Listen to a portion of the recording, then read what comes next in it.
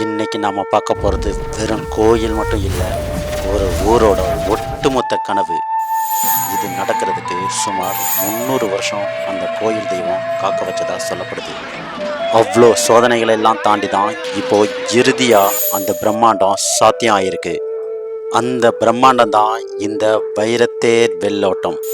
தலைமுறை தலைமுறையா இந்த ஊர் பகுதி மக்கள் தேர் செய்ய முயற்சி பண்ணியிருக்காங்க. ஆனால் அது நடக்கவே இல்லை. ஒரு வழியா 2 வருஷத்துக்கு முன்னாடி இந்த தேர் செய்ய உத்தரவு கிடைக்க பல லட்சம் செலவில் இந்த தேரை செய்ய தொடங்கியிருக்காங்க. இந்த தேரோட 4 சக்கரத்தின் எடை மட்டும் 4 டன்னுக்கு மேலே இருக்கும். அது போக உள்ளே 2 சக்கரம், 4 நில, 500க்கும் மேற்பட்ட சிற்பங்கள், 63 நாயன்மார்கள், 15 தாண்டவம், 400க்கும் மேற்பட்ட திருவிளையாடல்கள் என 47 அடி உயரத்தில் இந்த தேர் செய்யப்பட்டிருக்கு. இந்த தேரை இழுக்க 100 அடியில் பெரிய சங்கிலி வடையும் செய்யப்பட்டிருக்கு. தமிழ்நாட்டில் சமீபத்தில் செய்யப்பட்ட கோவில் தேர்களில் இதுதான் பெரிய தேர்னு நான் நினைக்கிறேன். இந்த தேரை ஒரு நடமாடும் தெய்வம்னு சொல்கிறாங்க. அதாவது பாதம்தான் உள்சக்கரம், கலசம்தான் தலை என்று சொல்லப்படுது. இந்த தேரின் வடத்தை இழுத்தோன்னா ஒரு முழு கோயிலை நம்ம கையால் தூக்கி தொட்டு சுமந்து இழுத்த அந்த புண்ணியம் நமக்கு கிடைக்கும்னு சொல்கிறாங்க. உங்கள் வாழ்க்கையில் கண்டிப்பாக வெள்ளோட்டத்தில் கலந்துக்கிற வாய்ப்பு கிடைச்சா ஒரு முறையாவது அந்த தேரை வடம் பிடிச்சி இழுங்க. அது உங்களுக்கும் உங்கள் குடும்பத்துக்கும் மிகப்பெரிய புண்ணியமாக இருக்கும். இப்போது அரோகரா அரோகரா சத்தத்துக்கு மத்தியில் இந்த வெள்ளோட்டம் எவ்வளோ சிறப்பாக நடந்திருக்கு பாருங்கள். இந்த கோயில் எங்கே இருக்குது, இந்த கோயிலுக்கு வந்தால் என்னெல்லாம் நடக்கும், சிவனுக்கும் சந்திரனுக்கும் நடந்தது என்ன போன்ற பல விஷயத்தை பின்னாடி சொல்லியிருக்கேன். ஸ்கிப் பண்ணாமல் இந்த வீடியோ முழுசாக பாருங்கள்.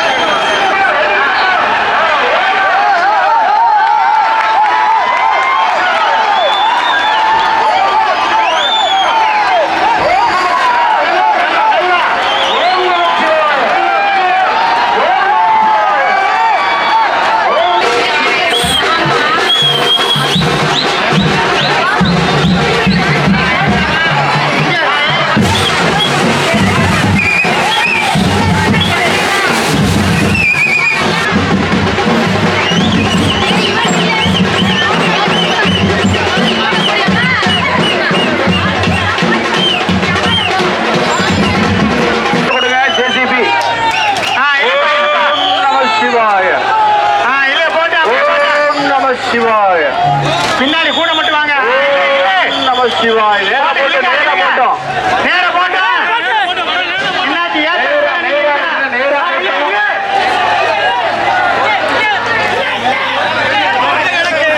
என்ன பாட்டு? இல்லைங்க, என்னாச்சு?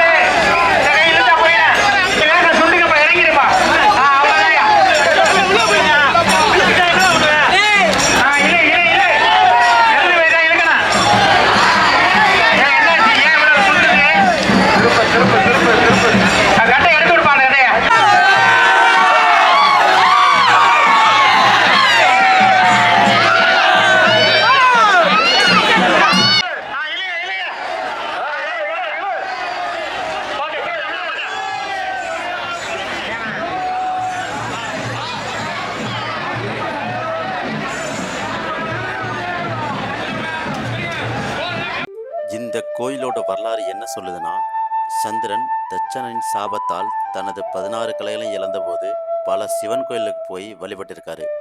அப்படி சிவகங்கை மாவட்டம் மணாமதுரை உள்ள வைகை ஆற்றின் தென்கரைக்கு வந்து ஒரு குளம் வெட்டி அவன் தவ இருந்தபோது அதை மெச்சி சிவபெருமான் சுயம்புவாக தோண்டி அவருக்கு விமோச்சனம் கொடுத்திருக்காரு.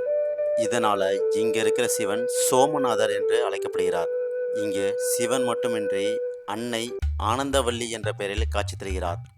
பொதுவாக அம்மன் சன்னதிகள் சாந்தமாகவோ அல்லது உக்கிரமாகவோ இருக்கும். ஆனால் இங்கே அம்மன் மிகவும் மகிழ்ச்சியோடு புன்னகையோடு காட்சி தருகிறார்.